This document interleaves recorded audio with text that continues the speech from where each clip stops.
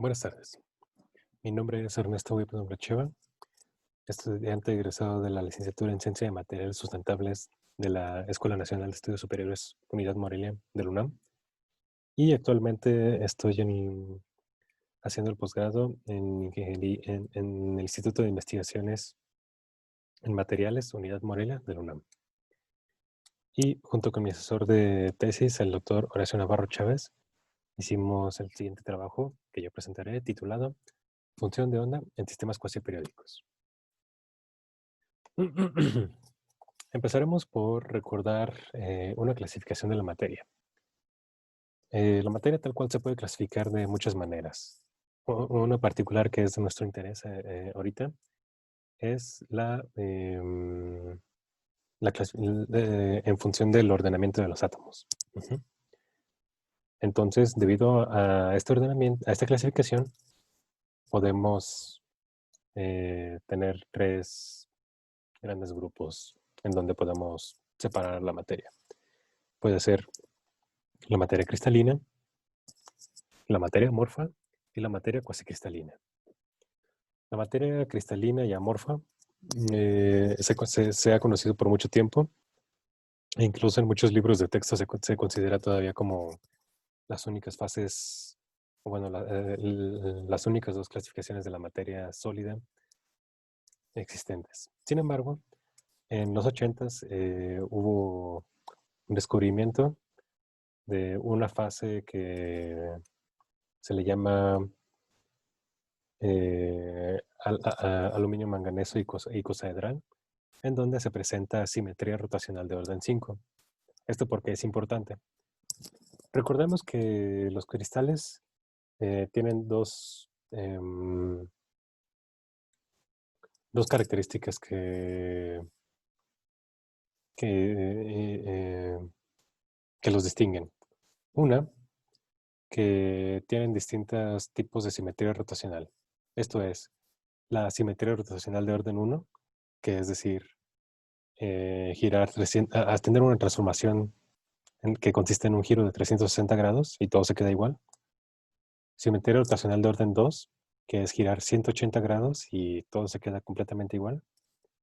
Simetría rotacional de orden 3, que es girar 120 grados y también todo se queda igual. Y simetría rotacional de orden 4, que es girar 90 grados.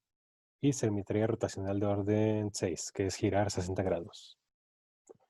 Entonces, la característica de esta simetría rotacional es de que una vez que se hace esta transformación, la red o nuestro cristal queda invariante ante la transformación. Una simetría no permitida en los cristales es la simetría rotacional de orden 5. ¿Esto por qué?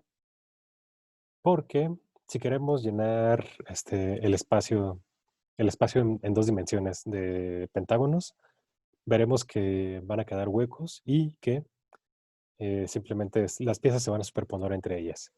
Mientras que en el caso de los cuadrados, los triángulos equiláteros, los hexágonos y esos polígonos que siguen las simetrías rotacionales permitidas en la cristalografía, pueden llenar el espacio sin dejar huecos. Por lo tanto, nuestro trabajo consiste en construir un sistema cuasi periódico, definirlo, y a partir del sistema cuasi periódico construido, calcular la función de onda electrónica. Esto con la finalidad de ver el comportamiento de los electrones en dicha red. Primero que nada, un arreglo cuasi periódico que nos va a ayudar a tener cierta intuición al respecto es el arreglo de es una cadena de Fibonacci en una dimensión. Entonces, ¿qué pasa con esto? Primero, recordemos primero la asociación de Fibonacci. Si queremos ver cuál es el primer número de Fibonacci, que vamos a asignar por 0, así es el número 0, entonces el primer número de Fibonacci va a ser 1. Luego, el segundo número de Fibonacci va a ser 2. El tercer número de Fibonacci va a ser 3. Y así consecutivamente. Entonces, en este caso, nosotros sustituimos uno de los unos por S y el otro por L. Y aplicamos la misma regla. En el primer caso tenemos S. En el segundo caso tenemos L. Para el tercer caso, recordemos que es la suma de los dos anteriores. Entonces es L más S. Y obtenemos LS. Para el caso tercero, tenemos LS más L. Es decir, es el F de 2 más L. Por lo tanto, queda LSL. Y así consecutivamente. Si hacemos esto al finito, vemos que al final pues la función sigue la siguiente. Bueno, es una función recursiva que necesita de los dos números anteriores. Una representación en, como, ¿cómo se dice? En piezas se puede representar como este dibujito, en donde las fichas color verde claro representan a S, digo a L, y las verde oscuro a S. Entonces, esto es verde y las L son las verde clarito. ¿Sí? Continuamos. Entonces, esto es en una dimensión. Y lo que vemos es de que, por ejemplo, en una dimensión vemos como que hay un patrón que quiere existir, pero simplemente no se repite a sí mismo. Es decir, sí, tenemos, por ejemplo, arreglos estos como de que tienen L, S, L, S, L y que aparece aquí. Sin embargo, vemos que tiene esto de separación. Y otra vez, y en otra situación que aparece, también ahora ya no tiene separación. Y aquí otra vez aparece y así. Entonces simplemente no hay como que un patrón que yo pueda decir, ah, mira, se repite cada tanto. No, no, no. Simplemente se repite. Uno no puede predecir tal cual cuándo se va a repetir, pero sucede. Por lo tanto, en dos dimensiones es un poco más difícil de explicar, pero sucede un caso similar. En dos dimensiones, un caso análogo o un arreglo cuasi cristalino es la denominada red de Penrose. Aquí lo que muestra es un mecanismo en el cual crece el número de sitios en una red de Penrose. Con sitios yo me refiero a los vértices que hay. Entonces, también tiene otra propiedad que es la de autosimilaridad. Es decir, se tiene, por ejemplo, este arreglo está dentro de este otro arreglo. Pero, sin embargo, la transición no es directa. Tiene que pasar primero por algo antes. Entonces, esto al final le va a dar ciertas propiedades que pueden ser exóticas a nuestro cuasicristal. Bueno, entonces, ¿qué fue lo que hicimos? Es hacer un hamiltoniano de amarre fuerte, en donde consideramos los vértices de nuestra red de Penrose como sitios atómicos y los aristas como el término de interacción o los enlaces que se forman con los otros sitios. Nuestro hamiltoniano pues va a tener la siguiente forma, en donde tenemos phi de n, que es son los coeficientes que acompañarán a nuestra función de onda. Es decir, será phi de n será dado de esta manera.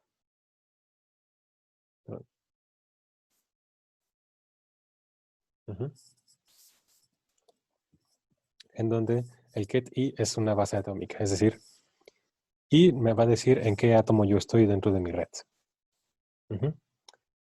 Entonces,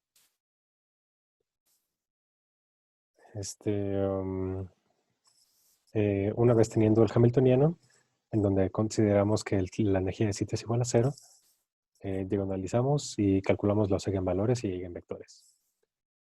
Después con los lo que hicimos después fue graficar los eigenvectores y con los eigenvalores calculamos lo que es la densidad de estados total.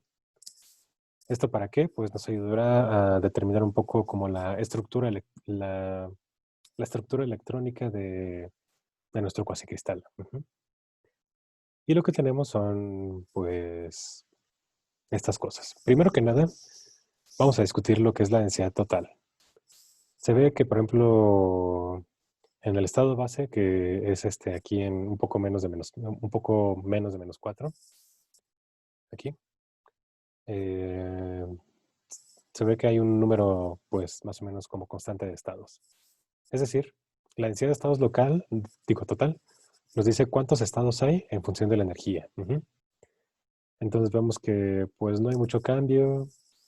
Puede haber ciertos disminución de densidad, pero al final lo que vamos a encontrar aquí son modos de oscilación del electrón. Luego aquí hay como que una disminución y ¡pum! Tenemos un pico. En donde aquí hay una gran concentración de estados que es aproximadamente el 10%, el 9% de los estados presentes en estos sistemas. Entonces, aquí yo lo que les grafico es la amplitud de la función de onda al cuadrado, en donde los sitios rojos son, o bueno, los sitios que están coloreados en rojo son sitios donde se presenta una alta probabilidad de encontrar un electrón, y los sitios azules son sitios de baja probabilidad. Entonces vemos que, por ejemplo, hay ciertos sitios que son los favoritos del electrón para estar. Y aquí vemos algo muy particular. Generalmente en los cristales lo que se tiene es una función de onda que es uniforme. Es decir, la densidad de probabilidad en todos los sitios no cambia. En este caso, en el cuasicristal aquí sí cambia. Es decir, aquí en este sitio hay una gran probabilidad de encontrar un electrón. Sin embargo, se cambia acá y ¡pum! La probabilidad disminuye demasiado. También cambia para acá y la probabilidad de encontrar el electrón disminuye. Esto es, esta es una función de estado, o bueno, una función de onda que tiene un comportamiento crítico. ¿Por qué? Porque este no es extendido, como en el caso de los cristales, ni, ni muy localizado, como en el caso de los materiales amorfos. Es decir, es como una combinación de los dos. Entonces, estos estados se encuentran en nuestra densidad total, en todo bueno, o sea, todo esto acá.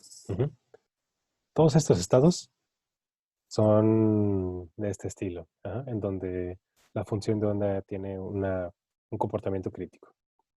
Sin embargo, una vez que nos vamos a esta energía, en la E igual a 0, nos encontramos con un estado que, pues, bueno, tiene mucho de qué hablar.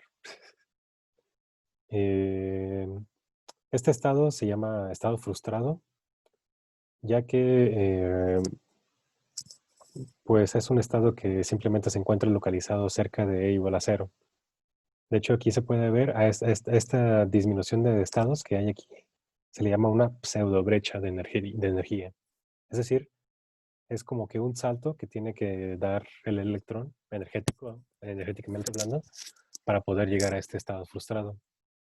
En ese estado frustrado ya vemos que, por ejemplo, la densidad de probabilidad no es no tiene el mismo comportamiento que en el explicado anteriormente. Aquí se puede ver como ciertos caminos que se forman. Y pues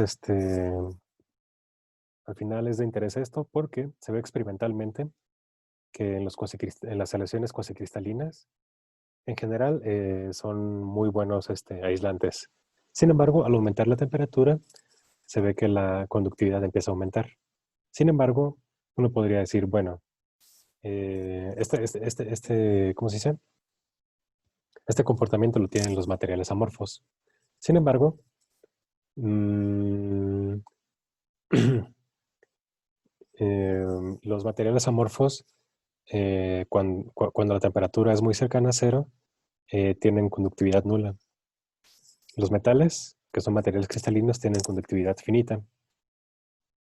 Y lo que sucede con el cuasicristal, en este caso, es de que tiene una conductividad finita, o sea, existente, pero es casi, pues, cero, ¿no? Ajá. Es decir, tiene propiedades de las dos. Es decir, tiene una conductividad finita, como los materiales cristalinos, pero no aumenta la conductividad muy significativamente con la temperatura, como por ejemplo con los materiales amorfos.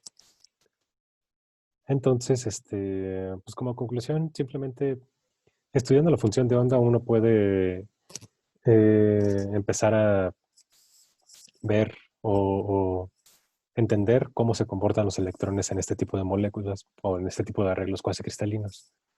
Al final esto es de interés porque hasta ahorita pues su mayor contribución a la comunidad científica ha sido como un material antiadherente. Pero eh, al final lo que hay que hacer es tratar de ver pues, qué tanto jugo le podemos sacar a estos materiales con el objetivo de encontrar pues propiedades que esperemos que sean tan exóticas como su simetría. Gracias.